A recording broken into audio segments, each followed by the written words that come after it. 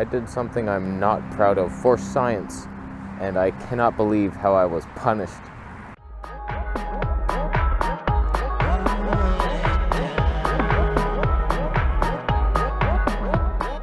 So I'm making this list. It's only going to benefit people that live in Toronto, but I'm going to various butchers and grocery stores to see what are the price differences of meats and the different cuts, because you can get a chuck steak for much cheaper than a ribeye. Why would you ever buy a ribeye?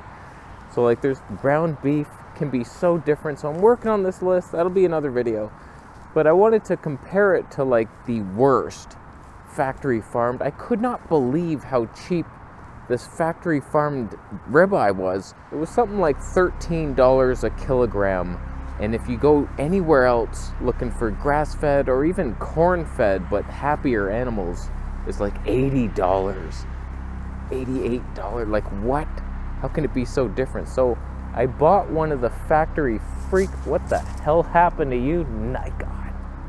I feel like Nikon is not happy that I was wearing glasses trying to look smart. So I was sitting in this grocery store. I was not sitting down. That would be a very criminal thing to do. Nobody does that. I'm debating, do I buy one of these factory farm steaks? I don't know what came over me, because I care about animals. I would never support that industry, but I felt like I have to see for myself, like, what is this? Because people say, oh, you can heal on carnivore no matter what the quality. If you can't afford grass-fed, you go for whatever you can and you'll heal. It could be true, but hot damn, I could not believe. I buy this thing, put it in my mouth, I was like, what the hell is that? I'm used to the highest quality stuff here. Grass-fed, or at least farmed responsibly animals. Corn-fed, alright, whatever. You're marbled, you're doing stuff. I couldn't believe what I was tasting. It was like bleach, shame, fear. It was the worst tasting steak. Like, if I had never tasted meat and I was vegan and you fed me that steak, I'd be like, what the hell is that? We are frugivores. It was the worst tasting thing I've ever had. And so like, I'm sorry, cow, that I supported you for a second. Never again. Never again. But like, hot damn, the price differences, that's for another video. But like, we're talking 5 times the price here, if not more sometimes. Most of you are probably not going to make that decision, but let me nudge you in the direction of getting higher quality. 1, the taste. It is so much better. Nutrients. There's so much more nutrients in a happy animal. 3, the animal likely wasn't frickin' Bill Bates'd up the yin-yang with freaky stuff. There's all kinds of things. They're sneaking poisons into you no matter how they can. So like, there's antibiotics, there's hormones, there's frickin' jabs in this like factory freak meat. I have a feeling even the grass-fed pure stuff is tampered with in some ways. Like, okay, we'll use antibiotics for the first couple years, but don't worry, after that, we won't. It's like, you already killed it at 2 years old. As meat-eating scum, we should do our best, do the best we can to make sure the animal had a happy life. It's just the best we can do. It's the right thing to do. You don't go for the factory farm stuff that's tortured animals. They live in confinement their whole life. We should not be supporting that. So like, look, I know it's a pain in the ass. You're looking up farms and it's more expensive. You might have to go further. But like, imagine you go to a farm, you buy a quarter of a cow, you throw it in your freezer, there's a power outage, and then boom, all your meat's rotten, and then you eat it rotten, raw, and maybe that heals you. That would suck. That's the only thing keeping me from buying a freezer and stocking up a bunch of meats. Like, one power outage, your life is over. What are you gonna do? Like, it's the dumbest thing. On a side note, you may be wondering what the hell I'm wearing right now, and it is what it looks like. You know that I learned about all the frequencies of different clothing material, and wool was the top of the mountain for 5,000 frequencies measured by Scientology. We saw the video. And it's proven that wool heals you just by wearing it.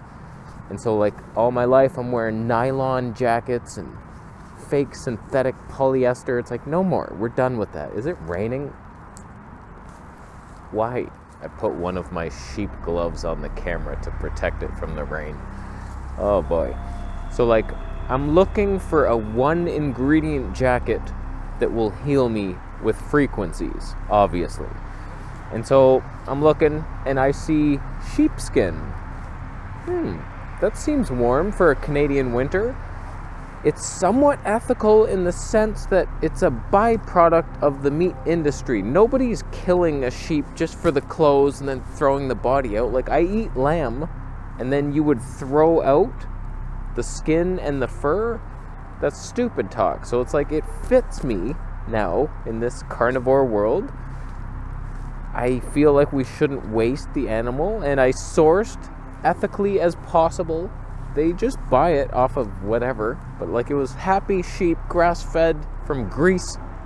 That just says it on the package, that you know, lamb in Greece. That's a happy lamb right there.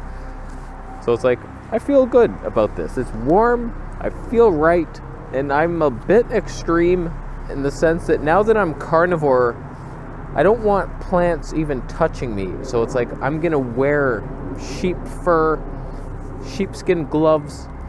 I'm freaking putting beef tallow on my face. It's like, no plants, you're done. My mom was laughing at me. It's like, yeah, I only wear animals now, and it's a lot of left turns on this channel. I'm sorry for bringing you along the windy road, but I just feel better doing this. It comes with a hood that I unzipped. It's faux fur, it's not real fur. That is a scumbag move. If you see someone wearing like a mink coat, that thing was trapped for its fur. The only reason. Minks are so cute. I've filmed them before. They're little curious creatures. Like, that's scum. Fur, for whatever reason, is just like, what are you doing? Like, come on, man. Like, I get that we're eating meat. This is the world we live in right now. We're killing these lambs. So, like, okay, let's use their fur. That's what the natives would have done. You're wearing, like, bear skin coats and stuff, and you got your rug. Like, whatever, okay, that's our caveman life. But I didn't buy this for the looks. I bought it thinking I might look really stupid. It's shiny. I don't like the look of leather. But it's warm and it's not killing me with polyester, and it's not killing our world with polyester that will not biodegrade. Like, just imagine if we just took everybody's coats away on Earth and piled them up somewhere. That'd be like a huge pile of plastic, but it's vegan, bro. It's like, the whole vegan ideal is nothing. It's plastic and poison. It's like, what are you doing? I don't want a landfill full of your jackets. You freaking sweaty armpit onion smelling jackets. My jacket smells like a man, and it'll biodegrade, it'll disappear before you get there. That's all I know. So, point is, don't buy the factory farmed meat. It tastes like bleach and emptiness. Get the best you can, and if you're gonna buy a coat, try to buy it used. I couldn't find one. I went to Value Village for weeks and months, hoping I could find something, a wool jacket, nothing. So whatever, do the best you can, and apologize to the animal and bless it. Jesus ate fish once. He did it. Why can't I do it every day then? So, I'm gonna leave. How you doing? Do you agree with something I said?